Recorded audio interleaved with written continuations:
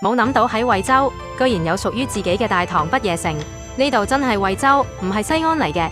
如果你哋假期唔知去邊度玩好，咁我真係好推薦你北上嚟呢度行一轉。一上到2樓，即刻被震撼到，成個感覺一秒穿越返大棠不夜城。成層2樓都係古風打卡位，隨手影一張都好有 feel， 點影都咁靚。呢度每日仲有超精彩嘅表演，現場仲可以體驗漢服換裝，着起漢服即刻開拍古裝大片。最正嘅係你可以坐喺船上面食飯，海鮮款款都新鮮，一入口就知係即叫即撈即整嘅，味道仲極之正宗添。喺咁有氛圍嘅環境下面，嘆住咁豐富嘅海鮮盛宴，簡直值回票價啦！冇諗過惠州原來收埋咗個咁正嘅地方。